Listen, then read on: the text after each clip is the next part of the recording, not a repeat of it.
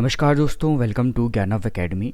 आज की इस वीडियो में हम बात करने वाले हैं एमपीपीएससी मेंस 2024 के पेपर 5 यानी कि सामान्य हिंदी की तैयारी कैसे करें, इसके बारे में ये पूरा लेक्चर होने वाला है। तो चलिए वीडियो को स्टार्ट करते हैं और सबसे पहले देखते हैं कि पांचवा पेपर जो कि सामान्य हिंदी और व्याकरण का होता है, टोटल 200 नंबर का ये क्वेश्चन होता है। ठीक है, तो आप देख सकते हो कि मेंस में पेपर नंबर 5 और 6 ये काफ़ी ज़्यादा इम्पॉर्टेंट हैं जो आपका सिलेक्शन दिला सकते हैं। ठीक है, इन दोनों पेपर में स्कोरिंग जो है आपको मेंस में टॉप बना सकती है। इस कारण ये दोनों पेपर काफ़ी ज़्यादा इम्पॉर्टेंट हो जाते हैं। अब यहाँ पर आप देख सकते हो कि हिंदी का सिलेबस यहाँ पर दिया गया है, तो थोड़ा सा सिलेबस के बारे में डिस्कस करते हैं, फिर हम बात करेंगे कि इसकी तैयारी आपको कैसे करना है। तो इस प्रश्न पत्र का स्तर जो है वो स्नातक परीक्षा उत्तीर्ण छात्रों के समकक्ष होगा। इसका उद्देश्य उम्मीदवार की पढ़ने व समझने, भाषाई दक्षता, लेखन की योग्यता एवं हिंदी में स्पष्ट तथा सही विचार व्यक्त करने की क्षमता का मूल्यांकन करना है। तो इस लेवल का ये पेपर होगा। ठीक है, इसमें कुछ लघुत्तरीय प्रश्न होंगे जो कि पूरे निर्धारित संपूर्ण पाठ्यक्रम के अंतर्गत पूछे जाएंगे। उसके बाद रस से क्वेश्चन होंगे, रस के अंग और इनके प्रकार पूछे जाएंगे। उसके बाद छंद, दोहा, सोरठा और चौपाई, यहाँ से क्वेश्चन बनेंगे। फिर अनुवाद वाक्यों का हिंदी से अंग्रेजी और अंग्रेजी से हिंदी में अनुवाद पूछा जाएगा। प्रशासनिक मानक शब्दावली पूछी जाएंगी, हिंदी से अंग्रेजी और अंग्रेजी से हिंदी।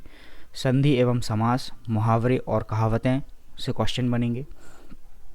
उसके बाद प्रारंभिक व्याकरण और शब्दावलियों में विराम चिन्ह, शब्द शक्तियाँ, विलोम शब्द, अनेक शब्दों के लिए एक शब्द, तत्सम एवं तद्भव शब्द, पर्यायवाची शब्द, शब्द युग्म, वर्तनी शोधन, वाक्य संरचना एवं प्रकार और शब्दार्थ, यहाँ से क्वेश्चन बनेंगे।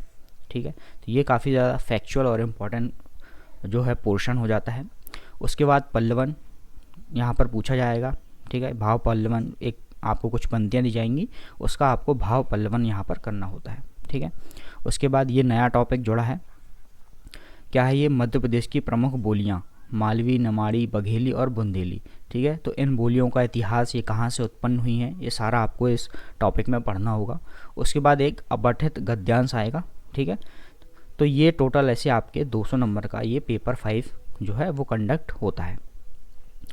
अब मैंने इस पूरे सिलेबस को डिकोड करके दो पार्ट में यहाँ पर डिवाइड किया है। एक है कंसेप्चुअल टॉपिक्स और दूसरा है फैक्चुअल टॉपिक।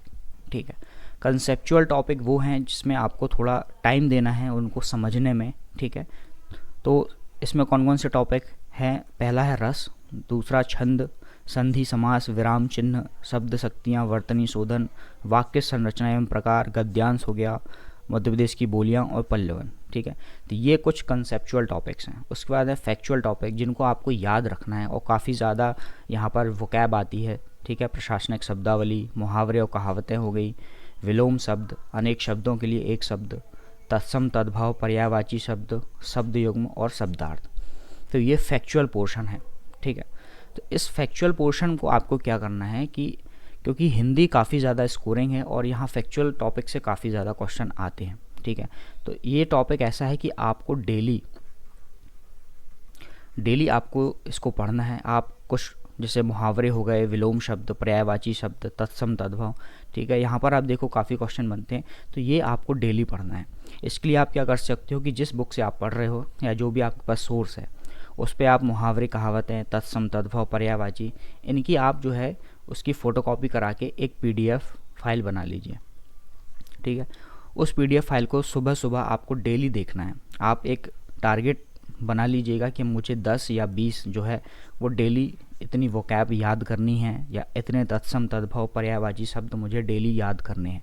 ठीक है, तो डेली आप सुबह इतने जो है वो आप पढ़िए और डेली आप उसको पढ़ेंगे और पूरे दिन में आप उसको थोड़ा थोड़ा रिवाइज़ करते जाइए, रिकॉल करते जाइए और रात तक आप सोने से पहले एक बार फिर से उनको सिर्फ एक नज़र आपको देखना है।